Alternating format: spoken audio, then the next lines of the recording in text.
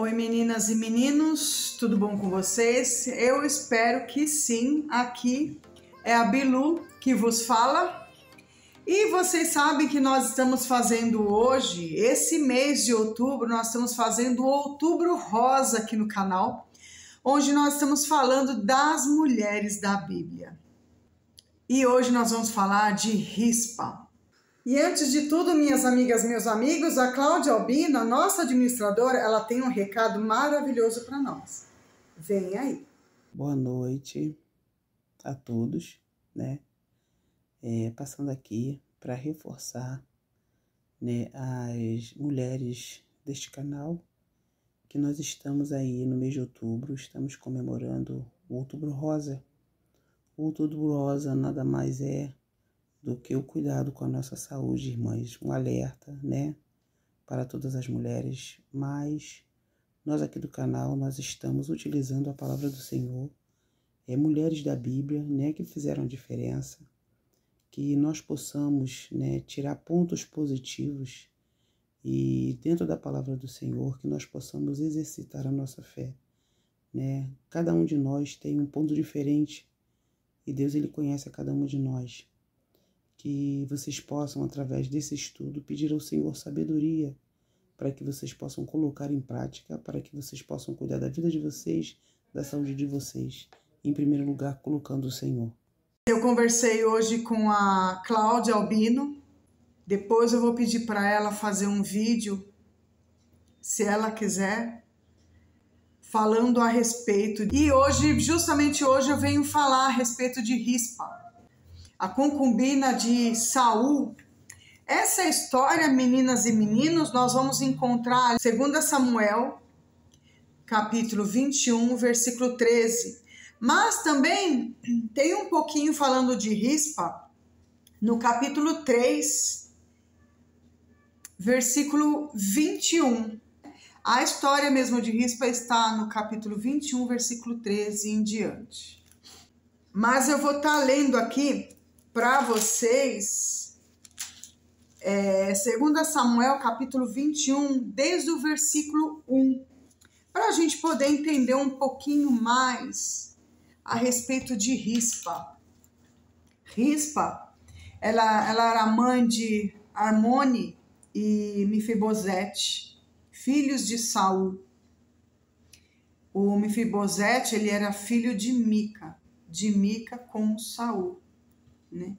Rispa, o nome da Rispa significa pedra brilhante, conhecida por sua atitude e postura de resistência em favor da vida. Seu ensinamento. Hoje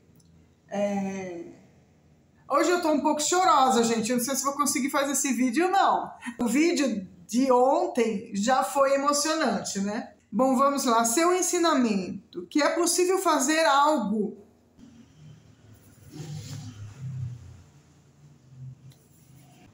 Seu ensinamento, nós já vamos aqui no ensinamento já dela. Que é possível fazer algo. É possível fazer algo. Não se cale. Não cruze seus braços. Nós estamos falando a respeito, quando se fala de Rispa, se fala de filhos. É possível fazer algo pelos nossos filhos. A principal delas, preservar a memória dos nossos filhos. Rispa, conhecida com sua atitude de postura de resistência em favor à vida. Rispa foi uma mãe que não desistiu dos seus filhos. Rispa, mulher de Saul, tinha responsabilidade dentro do lar, mas também direitos.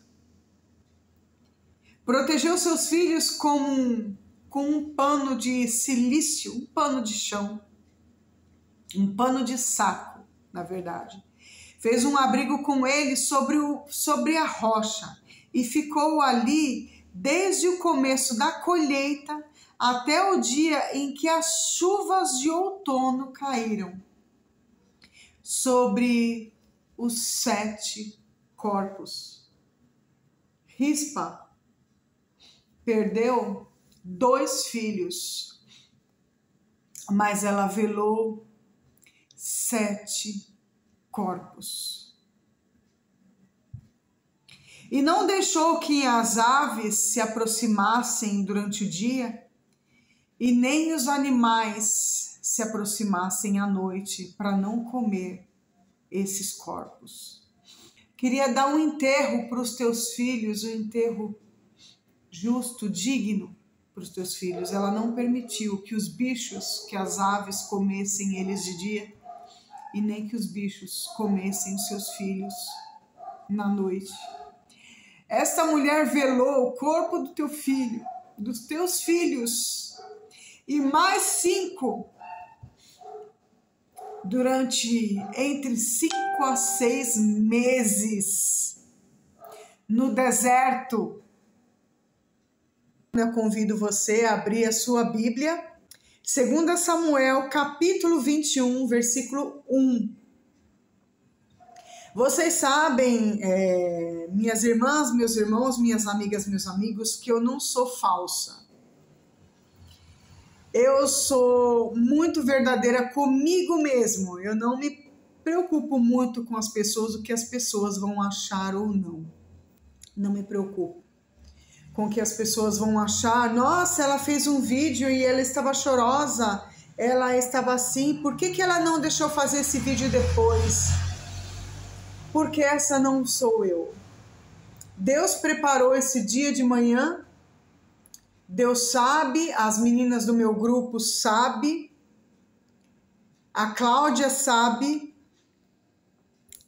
o que está acontecendo, não comigo, não com a minha família, né? Mas com a família da Cláudia, na questão com o familiar dela, em questão.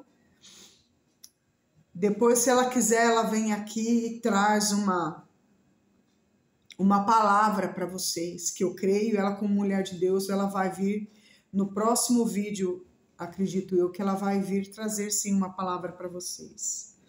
Fome em Israel e a sua causa, a causa dessa fome em Israel, foram 3 anos, depois uma pausinha, mais 3 anos, e ali se foi. E houve em dias de Davi uma fome de 3 anos, e de ano em ano. E Davi consultou ao Senhor, e o Senhor lhe disse. Davi consultou o Senhor, mas por que tanta essa seca? Por que esse povo sofrendo desse jeito, com essa seca? 3 anos sem chuva, gente, 3 anos com solo seco, no deserto, sem alimento. Os nossos alimentos que a gente come ali, compra no mercado, eles dependem da chuva. Então, se vem seca, vem escassez de alimento. Nós temos que pensar nisso. E o Senhor, e Davi foi ter com Deus ali e falou, Senhor, mas por quê? Por que dessa seca, Pai amado? Davi foi consultar o Senhor e o Senhor lhe disse, é por causa de Saul e da sua casa sanguinária, porque matou os gibeonitas.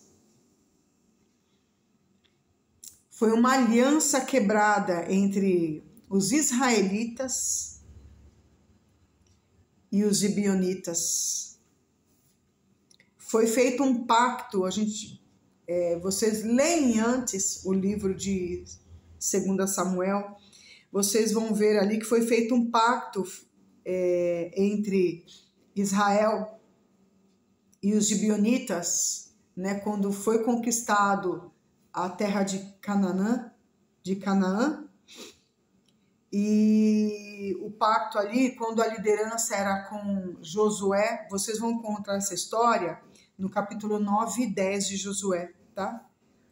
Foi feito um pacto ali em que não houvesse mais guerra, não houvesse derramamento de sangue entre esses 2 povos. Mas, no entanto, Saul se esqueceu dessa aliança.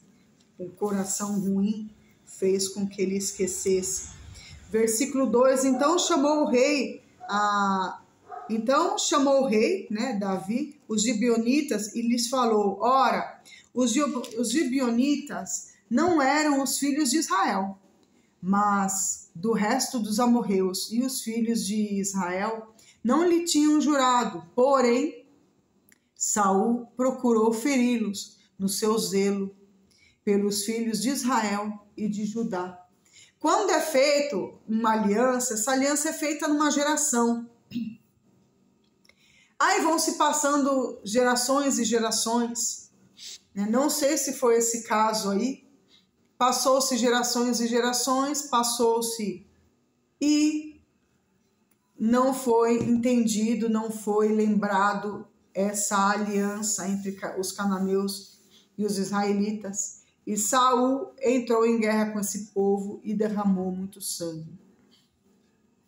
No versículo 3, e disse, pois, Davi aos gibeonitas, que queres que eu faça?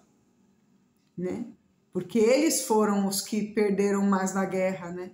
Eles estavam firmes ali no propósito do pacto, mas esse pacto foi quebrado através de Saul e muitos ali deles foram mortos.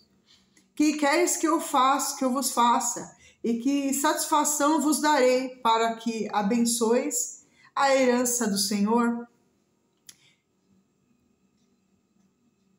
Essa foi um caso de culpa de sangue, né? Sangue inocente. Então os gibeonitas lhes disseram, não é por prata nem por ouro que temos questão com Saul e com sua casa, nem tampouco pretendemos matar pessoas alguma em Israel. E disse ele, e que, pois, quereis que vos façam? Davi perguntou. Quanto ao homem que nos destruiu e procurou que fôssemos assolados, sem que pudéssemos subsistir em termo algum de Israel. De seus filhos se nos deem 7 homens, para que os enforquemos ao Senhor em Gibeá de Saul, o eleito do Senhor. E disse o rei, eu os darei. Porém o rei poupou a Mefibosete, filho de Jonas. Vamos lembrar que tem 2 Mefibosete aqui nessa história, tá? Tem o Mefibosete, filho de Jonas, e tem o Mefibosete, filho de Rispa. Então, um é um e outro é outro. É um nome meio que comum, né? Igual o nome de Maria, né? Em Israel, tem muitas Marias. Então, existem 2 Mefibosetes aqui. E eles pouparam o filho de Jonas, filho de Saul, por causa do juramento do Senhor, que entre eles houvera, entre Davi, Jonas e filho de Saul. Porém, tomou o rei 2 filhos de Rispa, filho de Aia, que tinha tido de Saul, a saber, a Armone e a Mefibosete, como também os 5 filhos da irmã de Mical, filha de Saul, que tivera de Adriel, filho de Barzilai, Meolatita,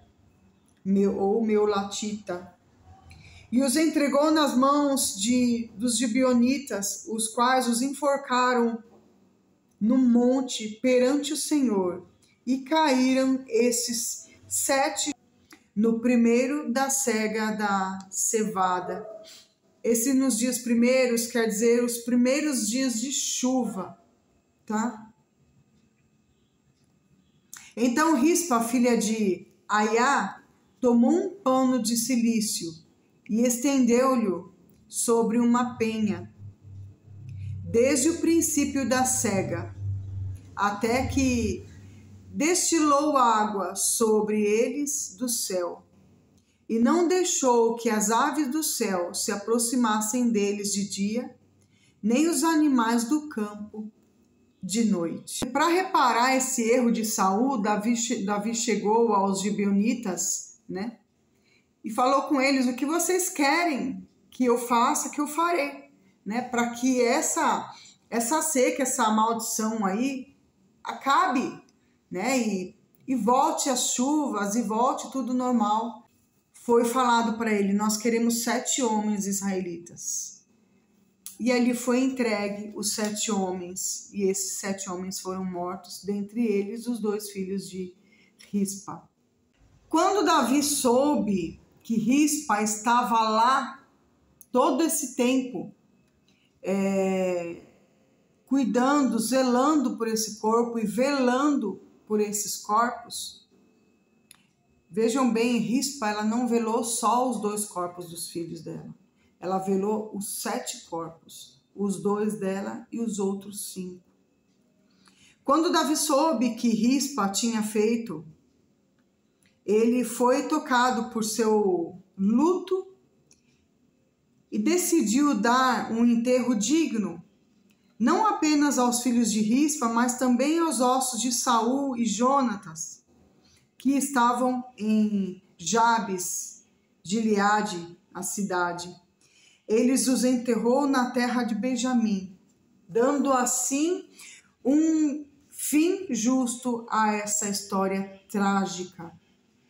A história de Rispa traz um amor, ela fala de um amor maternal e traz consigo muitos princípios preciosos sobre amor e cuidado com a família.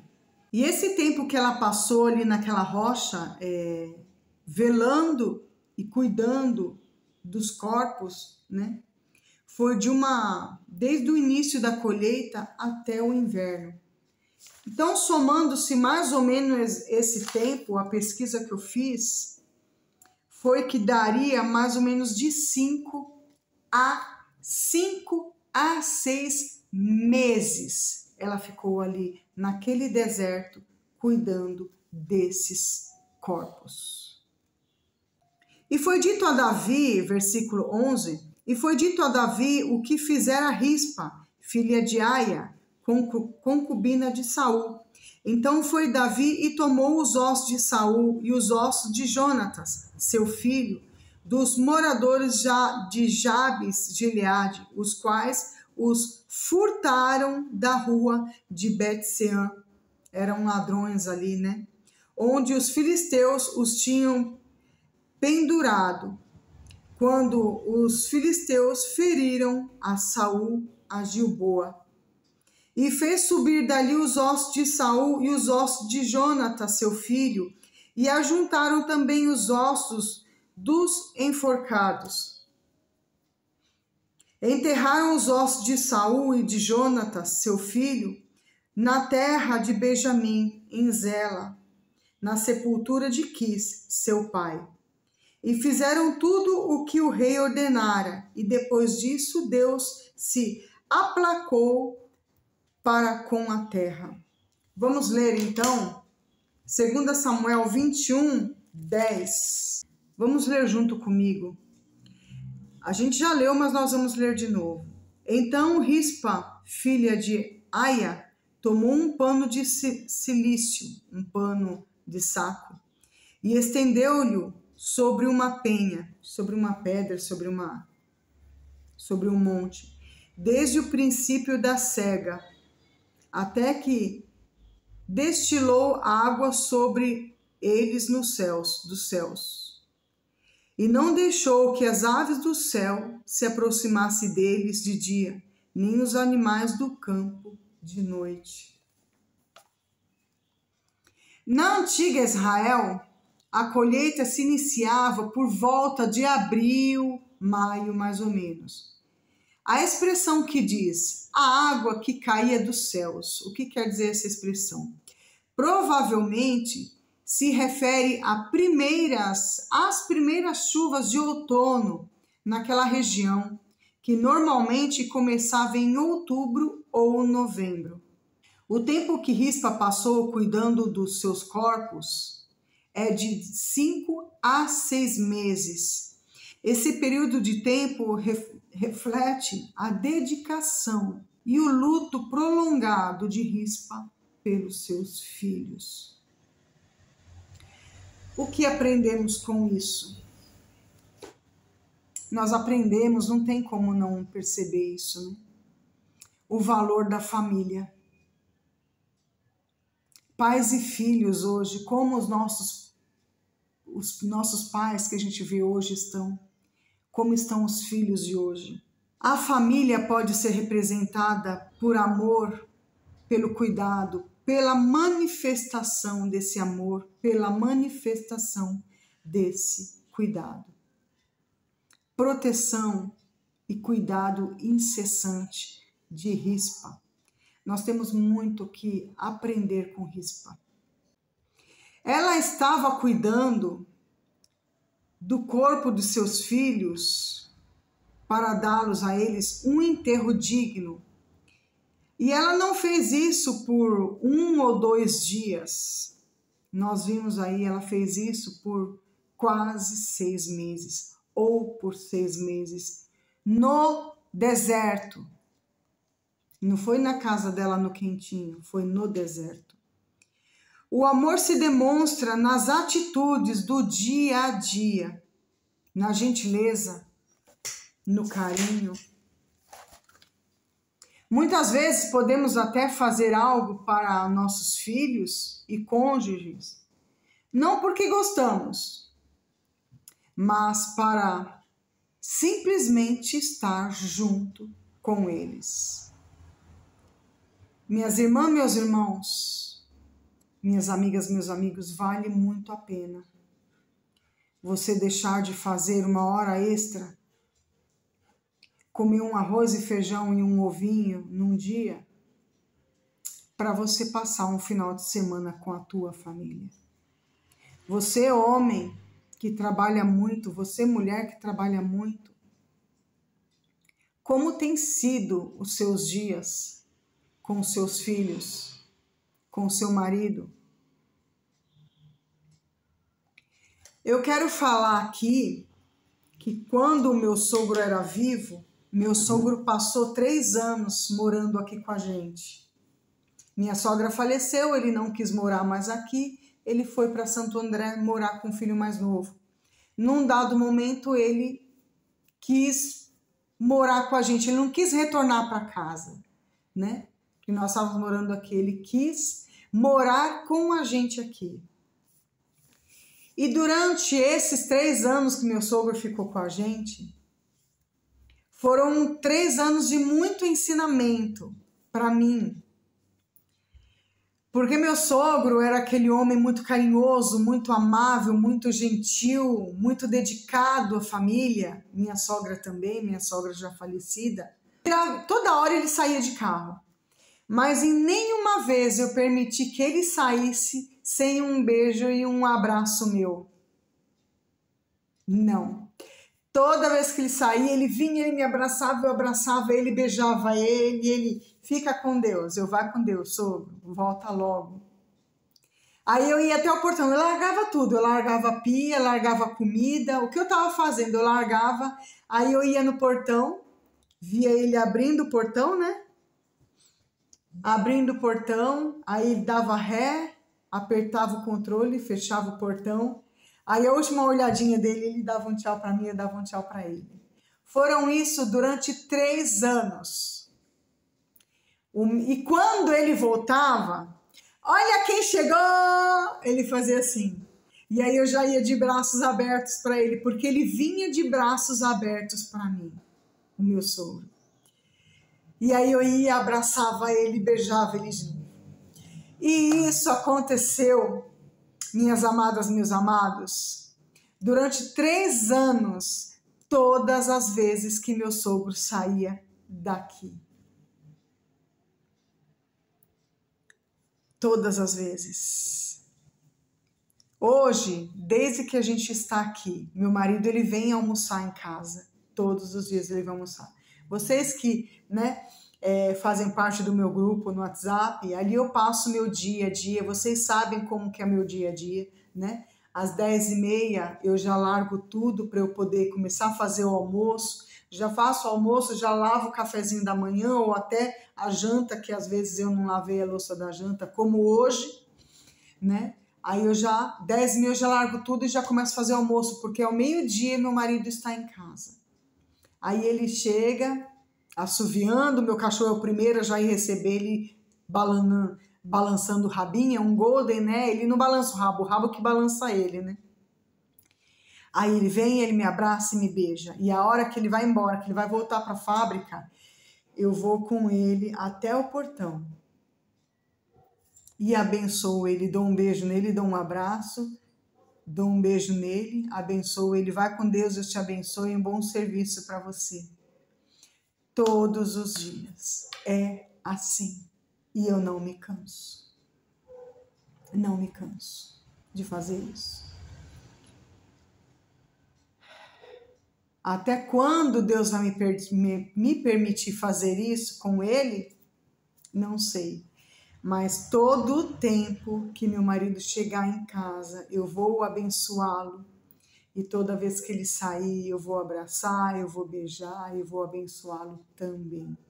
Foi assim que minha mãe me ensinou. E eu pude, para honra e glória do Senhor Jesus, agir assim com o meu sogro. Infelizmente, eu não pude conviver com a minha sogra. Quando eu vim morar aqui, minha sogra já era falecida. E a minha sogra é uma mãezona dos filhos e mãezona das noras. Rispa deixa uma lição para nós referente à dedicação e cuidado com a família. Efésios capítulo 6, versículo 4. 6:4 nos diz assim: E vós, pais, não provoqueis a ira de vossos filhos, mas criai-os na doutrina e admoestação do Senhor. Vós, servos, obedecei a vosso Senhor segundo a carne, com temor e tremor, na sinceridade de vosso coração, como a Cristo. Não servindo à vista como para agradar aos homens, mas como servos de Cristo, fazendo de coração a vontade de Deus. Se vocês quiserem, vocês continuem lendo depois, que tem ótimos ensinamentos aí. E no versículo 10 em diante fala a respeito da armadura de Deus, uma passagem muito importante também. E o apóstolo Paulo, ele nos fala neste texto para criar ou ensinar. Ele fala em criar ou ensinar, que é a palavra ektefron. Ektefron, eu não sei se é assim que pronuncia, tá? Que significa alimentar até tornar-se maduro. Educar, nutrir, criar, ou seja, pais, criem seus filhos, alimente seus filhos até tornar-se maduros. Eduquem seus filhos até que tornem-se maduros, no temor e no tremor do Senhor. A educação, nós temos visto hoje, Rispa nos ensina a respeito de amar, zelar pela família, o amor, né, pelos filhos. E hoje nós estamos vivendo uma geração estranha, né? Toda mulher antes de ser mãe, todo pai, todo homem antes de ser pai, deveriam conhecer a história de Rispa, né? Hoje nós vemos a terceirização da educação dos nossos filhos. E damos muitos motivos, né? Muitas historinhas, muitas labiazinhas, muitos motivinhos fúteis e inúteis para nos afastar dos nossos filhos, para entregar os nossos filhos a terceiros, para entregar a educação dos nossos filhos na mão de terceiros, para entregar a alimentação dos nossos filhos, a responsabilidade da educação, da alimentação dos nossos filhos nas mãos de terceiros. Eu venho falar para você, eu sei que você, mãe, pai, mulher e homem, vocês têm necessidade de trabalhar. Hoje muito a desculpa é, não, eu deixo meu filho o dia inteiro na escola, porque eu preciso trabalhar, eu tenho minhas contas para pagar. Sabe o que acontece, irmãos? Eu vou falar para vocês sem medo de errar. A ganância faz isso com a gente. Eu sei que vocês não vão gostar de ouvir e muitos vão desligar a televisão, desligar o celular. A ganância faz isso com a gente. Hoje em dia, a gente não está mais feliz com aquilo que a gente tem. A gente quer ter mais e ter mais e ter mais e ter mais e quer conquistar e conquistar e conquistar. O meu vizinho trocou de carro, eu preciso trocar de carro. A minha vizinha tem uma televisão top, eu preciso ter essa televisão. Eu não vejo ninguém falar assim, olha, eu vou trocar de emprego, eu vou ganhar um pouco menos, sim, mas eu vou ganhar muito mais tempo com a minha família. Eu vou ensinar a minha esposa a fazer mais economia nas coisas de casa, nas compras aos sapatos, meu e dela, nas compras de roupas, minha, dela e das crianças, para que nós venhamos ter uma vida mais simples dentro de casa, para que eu possa ter mais tempo com a minha família. Mulher e homem, quantas vezes vocês compram roupas por dia? Quantas vezes vocês compram sapatos por dia? Como está o teu cartão de crédito?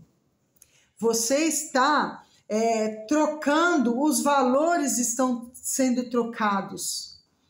Você está comprando mais e ganhando menos. Você está comprando muito mais coisas, adquirindo muito mais coisas e ganhando menos tempo com teus filhos. Por quê? Porque você precisa trabalhar para pagar o teu cartão de crédito, para pagar a tua ganância de ter e ter e ter. Você não precisa ter. Eu tinha um chefe que falava para mim assim, ele era italiano, ele falava assim, por que as mulheres brasileiras têm 30, 40 par de sapatos se elas só têm um par de pé? Por que as mulheres brasileiras, elas têm um monte de roupa no guarda-roupa se elas têm um corpo só para vestir?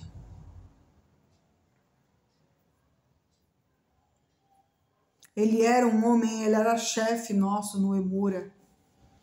Eu trabalhava na administração, na parte de marketing do Emura. E ele via as mulheres, cada dia era uma roupa, cada dia era uma roupa mais chique, porque a gente trabalhava em escritório.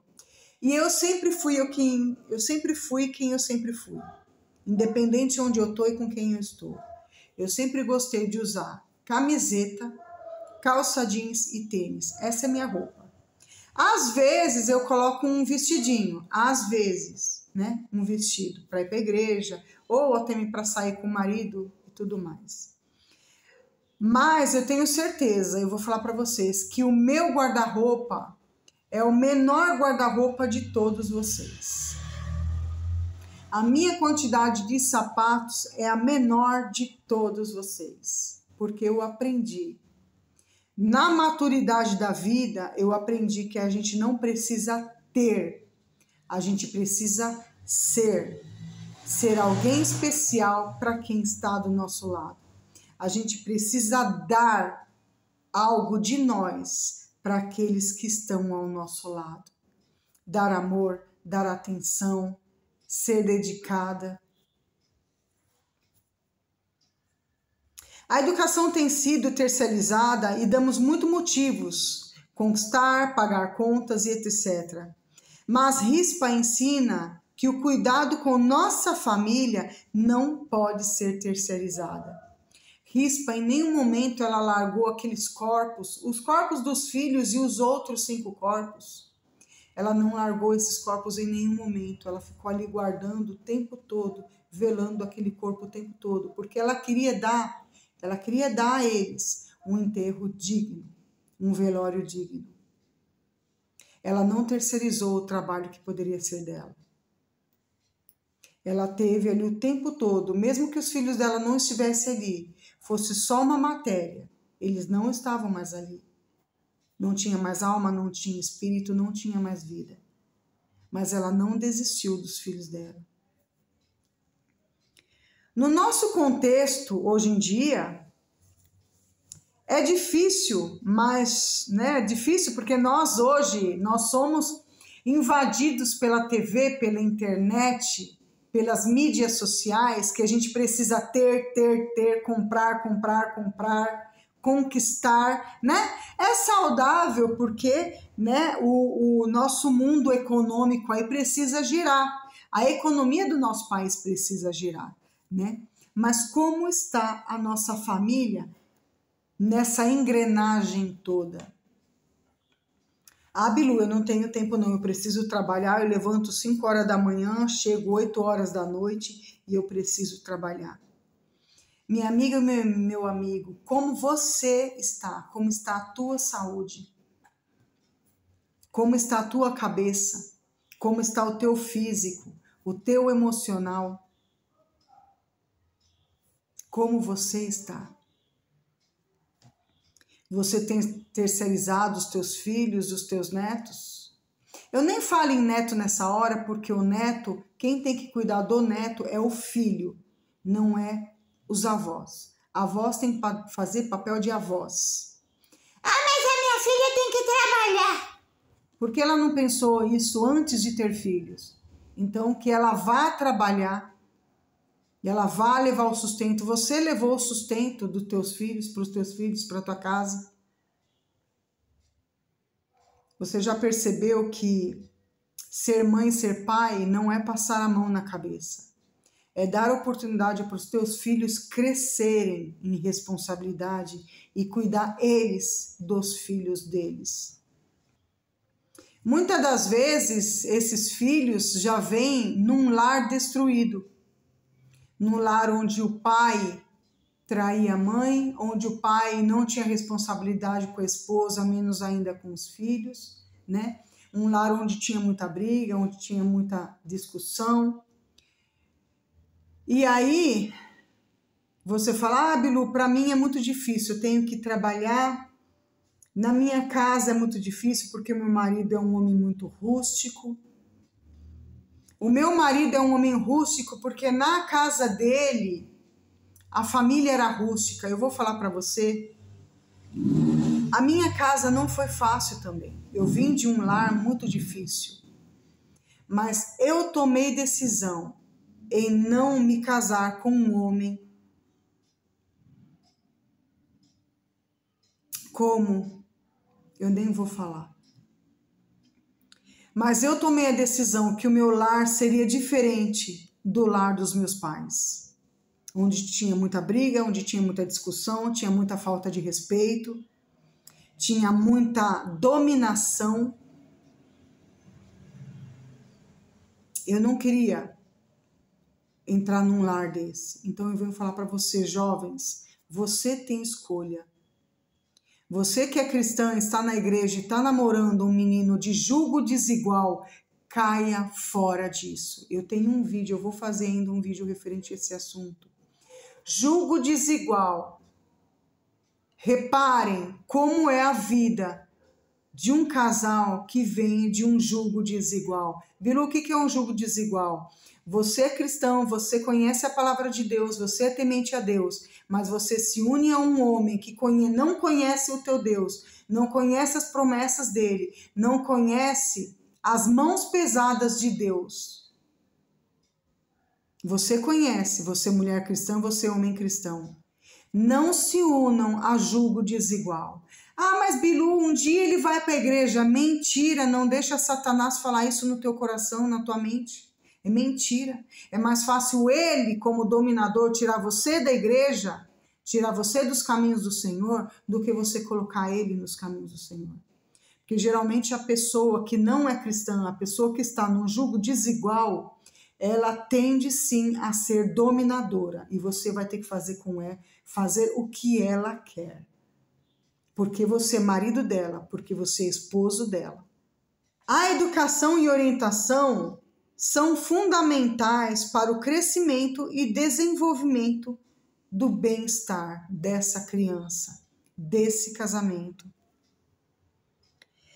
Prioridade na tua casa tem que ser Deus. A prioridade máxima tem que ser Deus. A educação dos teus filhos dentro da palavra do Senhor. Criação de caráter dos teus filhos e valores.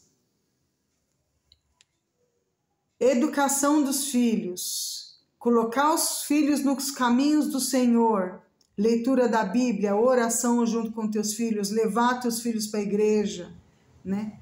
Corrigi-los em amor dentro da palavra de Deus. Isso está nas tuas mãos. Não terceirize isso, porque Deus vai cobrar isso de você. O caráter e valor de família e de ser cristão, quem vai ensinar isso para os teus filhos é você, pai e mãe.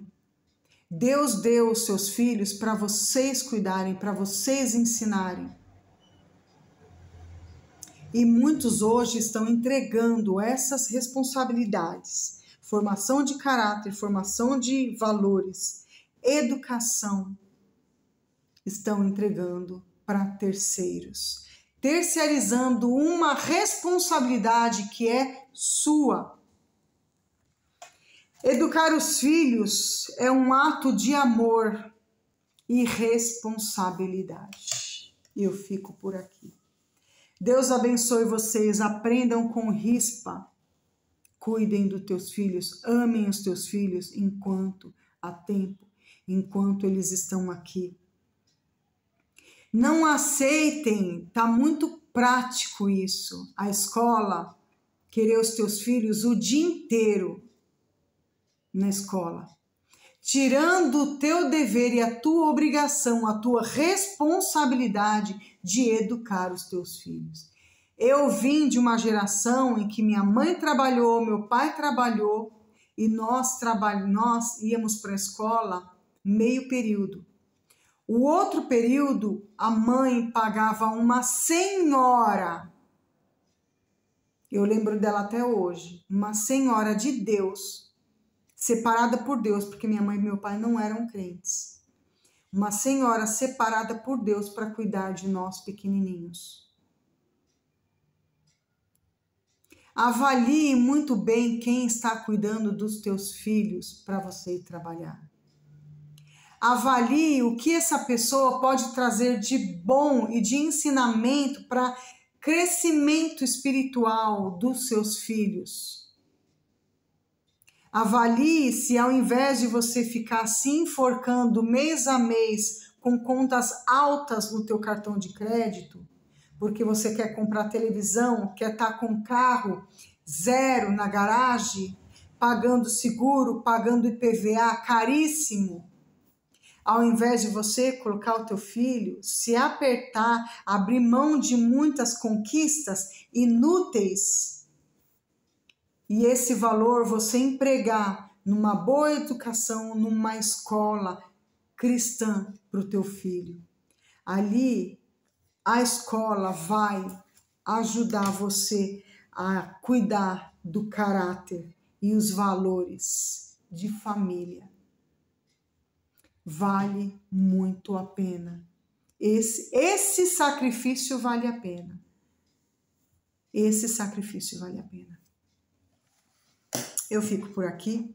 Deus abençoe vocês, meninas e meninos, irmãs e irmãos.